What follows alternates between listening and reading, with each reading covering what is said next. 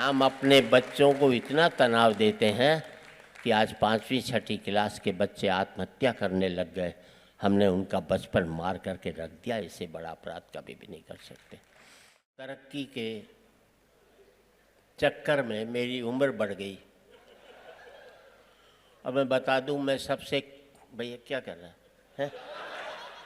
खंडर की कहीं से भी खींच ले, खंडर ही दिखाई देगा। जब मैं इमारत था तब किसी ने एक फ़ोटो नहीं खींची, तब एक ही फ़ोटो खींची गई थी, उसी ने मुझे खंडर बना दिया जिंदगी। अरे यार, इतना चीख पुकार करोगे तो मेरी बात कहाँ से समझ में आएगी। इस बनारस का मैं आभारी हूँ कि मेरे पिता ने BHU से आयुर्वेद में MA की थी, तो आज उस नगरी में पढ़ा। और आज संवेदना की सबसे एक ही पंक्ति है मेरे पास जिंदगी में, अच्छी लगे तो ताली बजा देना, बस एक ही पंक्ति है। मेरे ब्याह को 52 साल हो गए।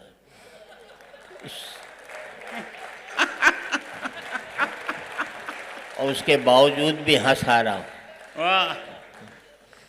ये भाई, ये रिकॉर्डिंग बंद कर दो। आज रिकॉर्ड करके कल अपनी लुगाई को हंसाएगा। मेरे भरोसे ब्याह करके लाया था क्या? हिम्मत है तो अपने भरोसे अपनी लुगाई को हंसा, मेरे भरोसे काहे को कुछ। और आज रिकॉर्ड करके कल देखकर हंसोगे, इससे बड़ी मूर्खता नहीं हो सकती। जिंदगी में आज बेहतर जीना सीख जाओगे तो कल अपने आप ही बेहतर होता चला जाएगा। मेरा मकसद हंसाना नहीं है, लेकिन किसी मकसद से हंसा दूं तो हंसाना सार्थक हो जाए। आपका नष्ट होगा टाइम बेकार में। नीचे रखो इसको। मैं सबसे कम उम्र का, हंसने की बात नहीं है, मैं बची हुई उम्र की बात करता हूँ, खर्ची हुई उम्र। क्या बात है दादा, वाह वाह,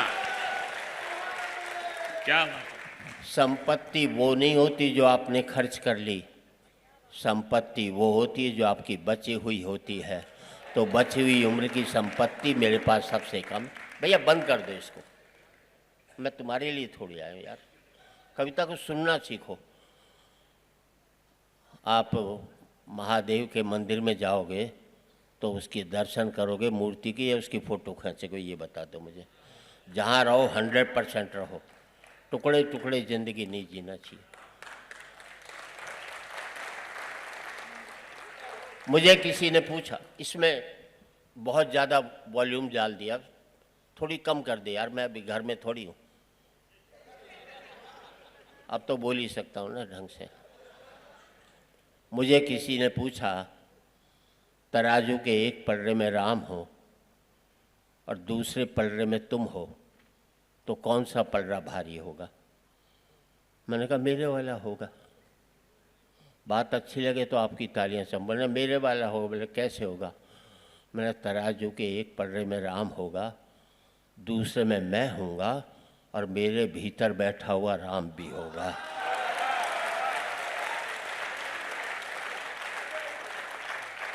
बहन जी, आप ठीक सुनना सीखो।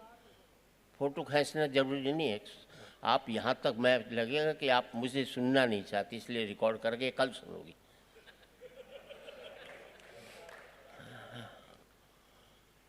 कहीं 4 पंक्ति कहना चाहता हूँ। 22 तारीख को जो हुआ बेहतरीन हुआ, पर एक तकलीफ़ हुई मुझे। लोगों ने जो भाषा इस्तेमाल की उससे बड़ा ऐतराज़ रहा। सब लोग कह रहे थे हमने राम की प्राण प्रतिष्ठा कर दी।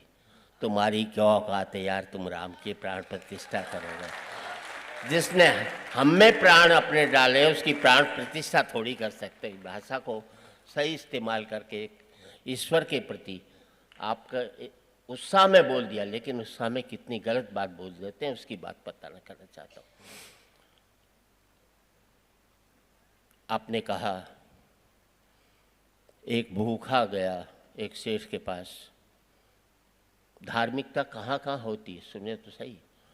एक भूखा गया सेठ के पास, सेठ भूखा हूँ, रोटी खिला दे। सेठ ने कहा मैं तो धार्मिक आदमी हूँ, तू 15 मिनट राम का नाम जप ले, तुझे रोटी खिला दूंगा। राम का काम भी हो जाएगा, मेरा भी सिद्धांत है वो नहीं टूटेगा। भूखे ने मैंने आज तक लिया ही नहीं, तो क्यों लूँगा। सेठ बोला रहने दे। वाकई में सेठ ने देखा भूखा है, बोले यार क्यों जिद कर रहा है, तू 1 मिनट राम का ले दे, नाम ले दे, तुझे रोटी खिला दूँ। उसने कहा सेठ मैंने मना किया ना, मैंने नहीं लिया। सेठ बोले रहने दे। फिर आखिर में थक गया सेठ, बोले तू एक बार राम का नाम ले दे, तुझे रोटी खिला दूँ। मना कर दिया, भूखे ने मर गया। रात को भगवान राम दिखे सेठ को, बोले बड़ा पाप किया रे, आज तो एक को मार दिया तूने।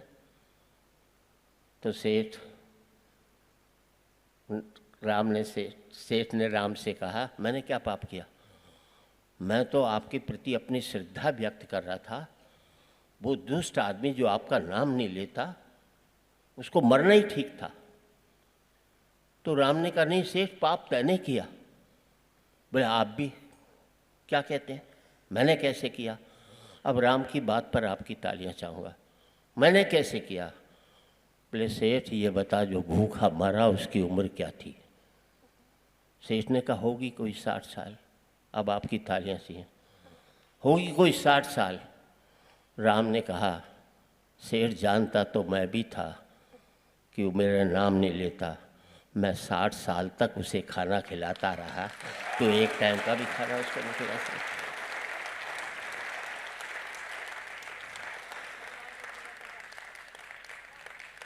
देखा जाए तो आज भगवान घोषणा कर देना, सुबह पहले मंदिर, मस्जिद, गुरुद्वारे, गिरजाघर में जो भी आएगा उसे मैं अपने पास बुला लूँगा,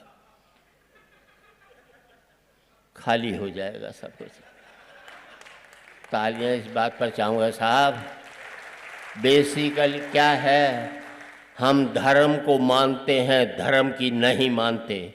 हम ईश्वर को चाहते हैं, हम ईश्वर से चाहते हैं, ईश्वर को नहीं चाहते। हकीकत यही है। और सबसे बड़ी बात मैं आज सबसे पूछना चाहता हूँ, राम तो सबरी के झूठे बेर खा सकता है, पर सबरी राम के मंदिर में क्यों नहीं जा सकती, इसका जवाब दिया जाए। तालियां आपकी कमज़ोर हैं। अगर हमने सबरी को राम के मंदिर में जाने दिया होता तो आज जातीयता के नाम पर कभी भी इतने धर्म परिवर्तन नहीं होते, अगर हमने उस समय उसका सुनी होती। और आपकी अब तालियां चाहूँगा, मैं आज तक सोच नहीं पाया यार, जो मेरी गंदगी उठाता है वो मेरे से गंदा कैसे हो सकता है। क्या बात है। हमने उसको अपने से गंदा समझा, तब जाकर ये बात पैदा होती है। मैं अपनी औकात पर आता हूँ, हर जगह पद्म श्री सुरेंद्र शर्मा तक पहुँचना है, पद्म श्री सुरेंद्र शर्मा तक पहुँचना, जैसे मेरा नाम पद्म श्री हो और उपनाम सुरेंद्र शर्मा हो। यार पहुँचना था तो देरी थोड़ी, बगल में बैठा था, पहुँच जाते मेरे पास, उसकी बखान करने की क्या जरूरत। मैं हरियाणा का हूँ साहब, हर एक प्रांत अपनी बड़ाई करता है। आप करते रहो हमारे ये हुए, होगा आप कुछ होगा। कृष्ण ने कुछ भी किया हो, गीता का ज्ञान हमारे हरियाणा में दिया, ऐसा है।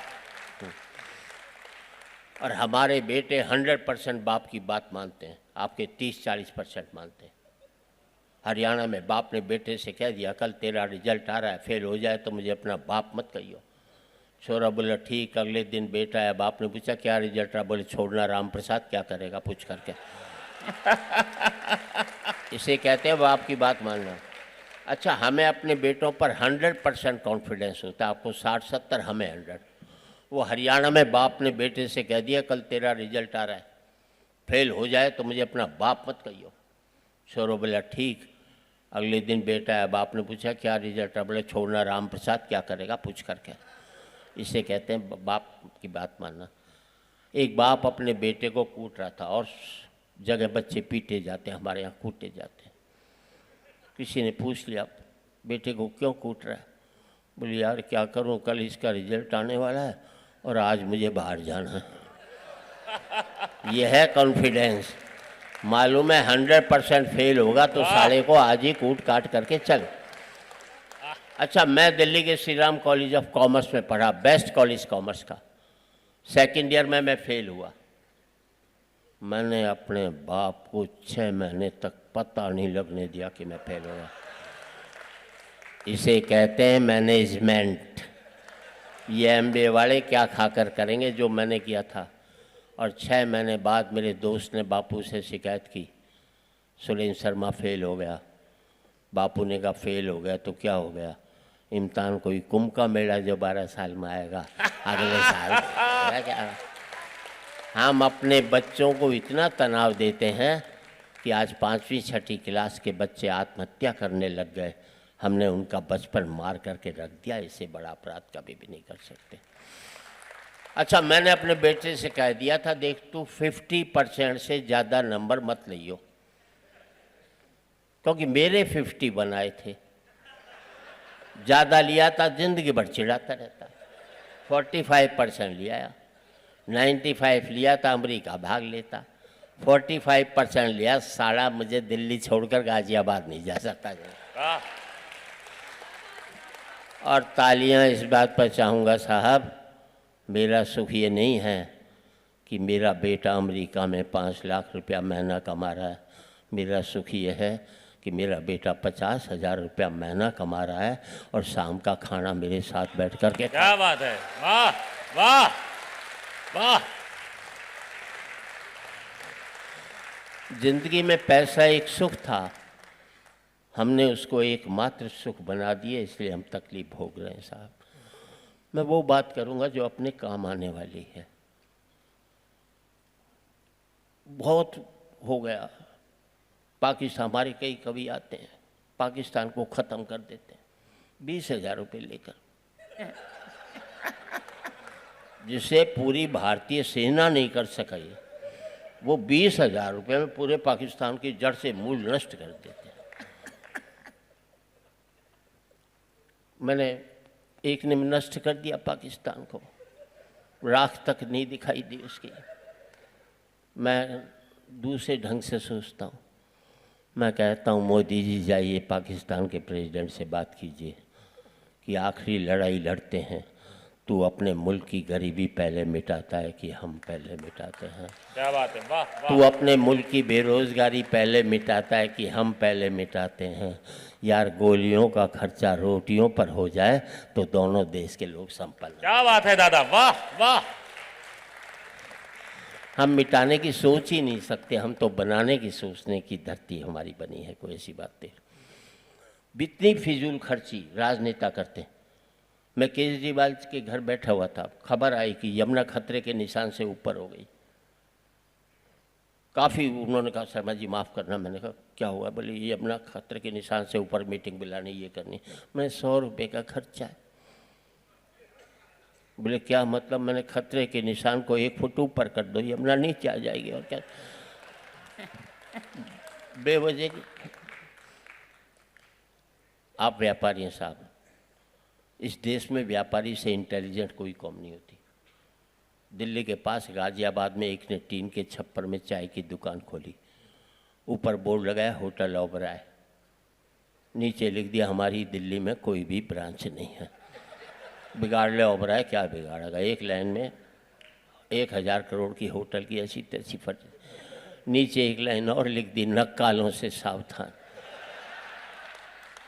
दिल्ली में कुतुब रोड पर एक दुकान है, उस पर लिखा है अमिताभ बच्चन 10 रुपये, जय भादड़ी 5 रुपये। अब ये गन्ने के जूस की दुकान है। बड़ा गिलास और छोटा गिलास लिखने की जगह दोनों कलाकारों को निपटा दिया। मुझे एक आदमी मिला, मैंने क्या करता है? बोले टिम्बर मर्चेंट। मैंने टिम्बर मर्चेंट कहाँ? बोले कन्नाट प्लेस में। अरे मैंने कन्नाट प्लेस में कहाँ टिम्बर का काम? बोले ओडियन सिनेमा के सामने। मैंने यार ओडियन सिनेमा के सामने तो कोई टिम्बर की दुकान नहीं। बोले वहीं बाहर खड़ा दातुन बेचता हूँ। है तो टिम्बर ही साहब। और ज़िंदगी में 2 पंक्ति आपकी ज़िंदगी बदल दे तो आपकी तालियां चाहूँगा। जिस काम को आप करते हो जिस काम से आपका घर चलता है, जिस काम से आपका पेट पलता है, जब तक आप उस काम को इज्जत देते रहोगे तब तक मुनाफा होता रहेगा। क्या बात है, वाह वाह वाह वाह वाह दादा। जिस दिन आप अपने काम पर कहकर बैठ जाओगे आजकल इस काम में कुछ नहीं रखा, उसी दिन से उसमें घाटा होना शुरू होता चला जाएगा। जिस नौकरी को आप करते हो उस नौकरी की इज्जत करो। ये मत कहना बहुत बेकार नौकरी है। कम तनख्वाह भी हो तो अपने काम की इज्जत करना सीखो, काम को भगवान समझो, फिर भगवान आपका काम अपने आप करता रहेगा। सीधी सी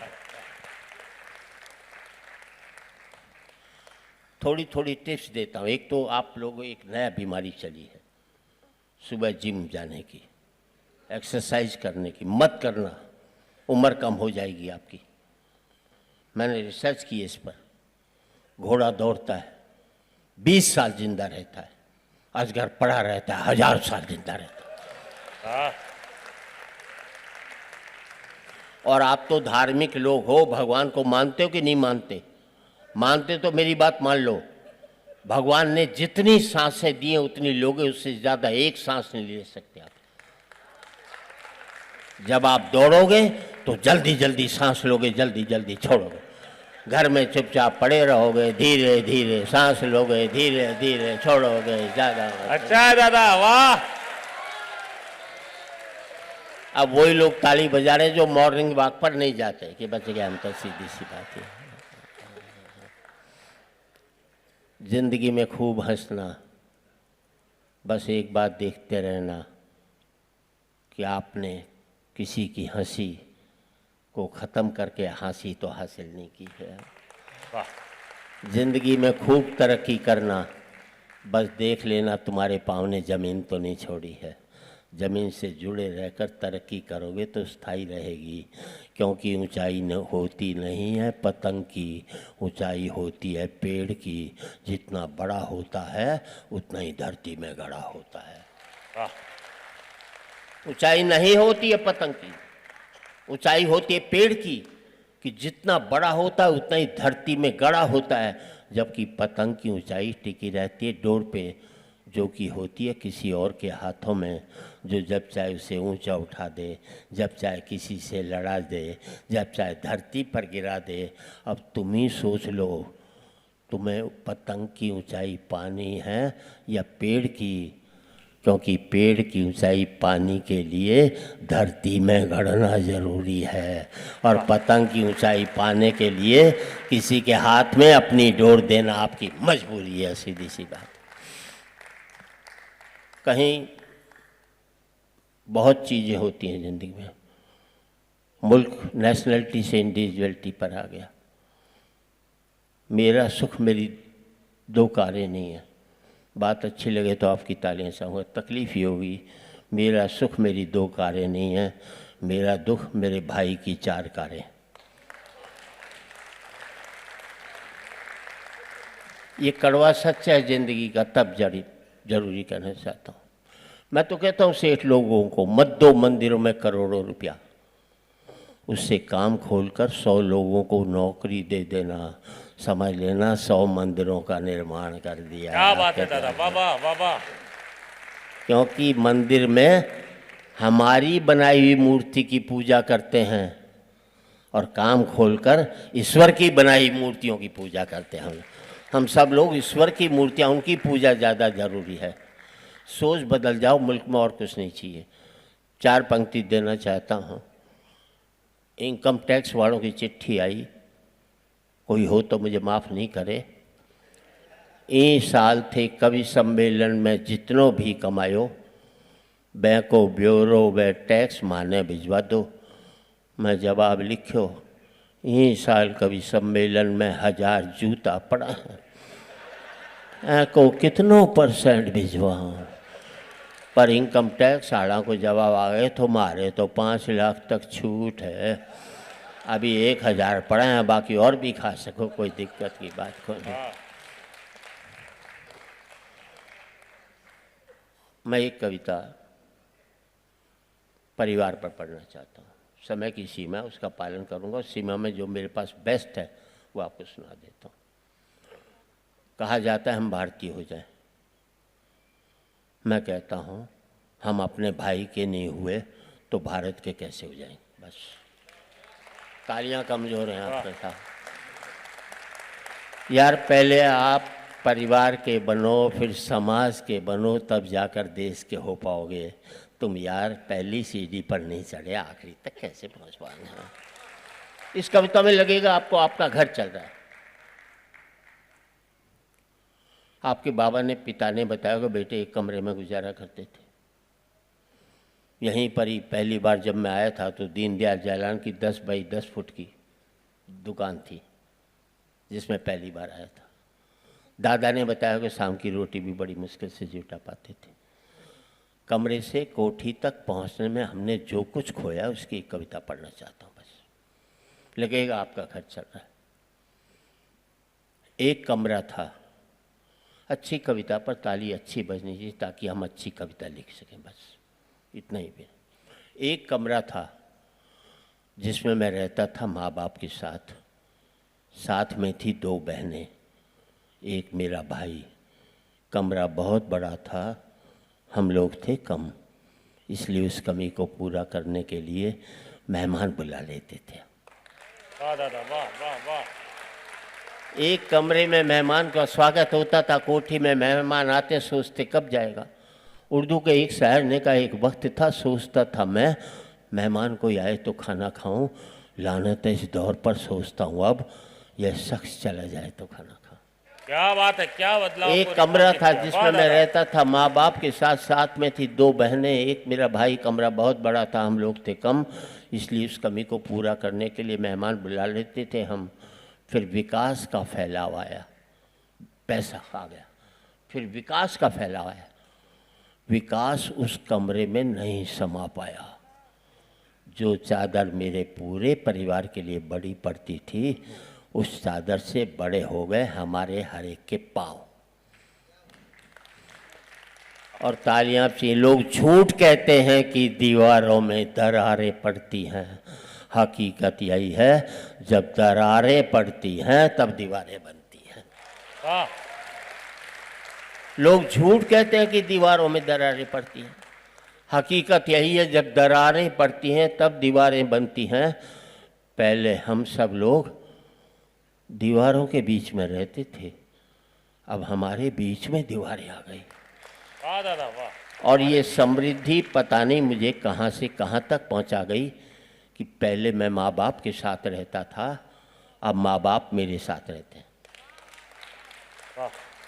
आज से 25 साल पहले किसी बेटे से पूछते थे माँ बाप, कहता था मैं उनके साथ रहता हूँ। आज किसी से पूछो माँ बाप, कहता वो मेरे साथ रहते हैं। हम अपना भ्रष्टाचार तो मिटा नहीं पाए, सरकार का क्या खा करके मिटाओगे यार। पहले मैं माँ बाप के साथ रहता था, माँ बाप मेरे साथ रहते हैं।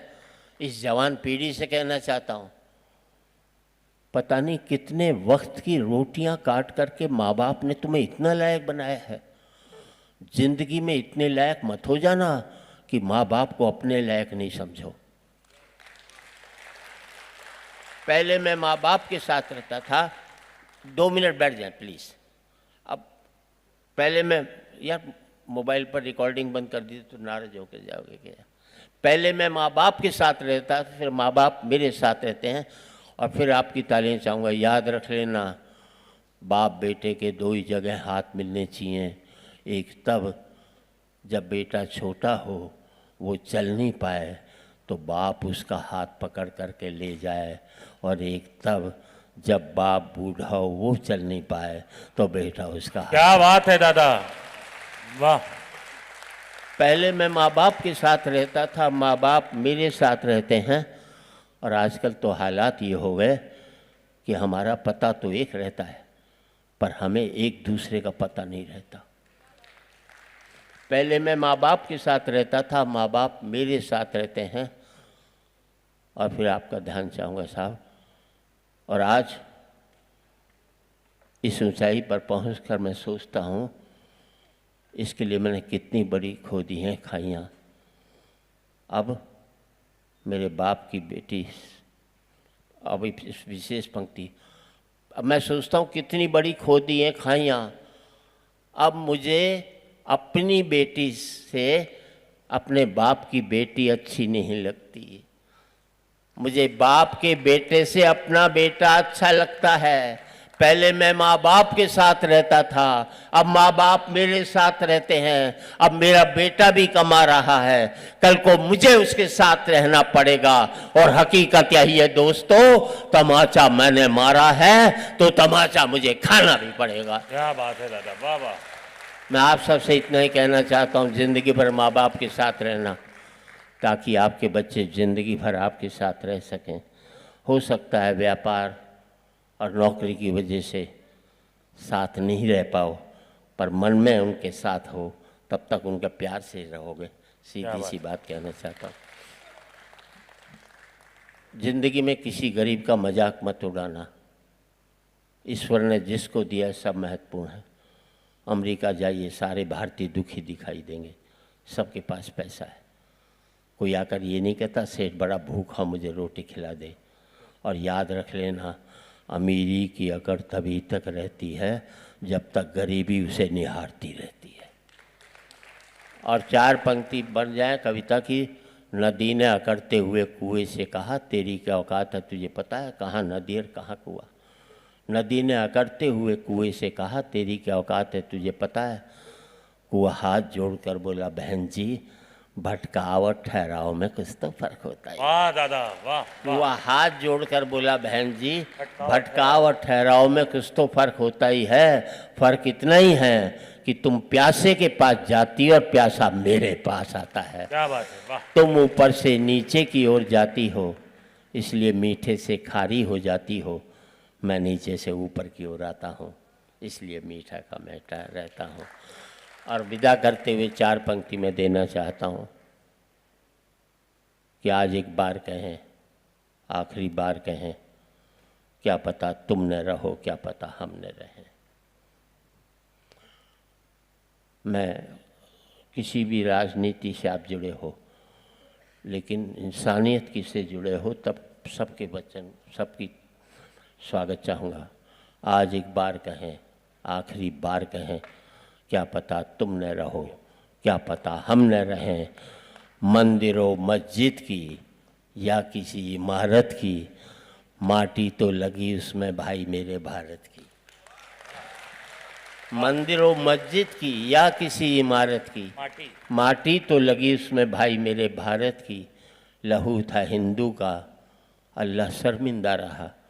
मरा मुसलमान तो राम कब जिंदा रहा। बिखरे बिखरे हैं सभी, आओ मिलजुल कर रहें।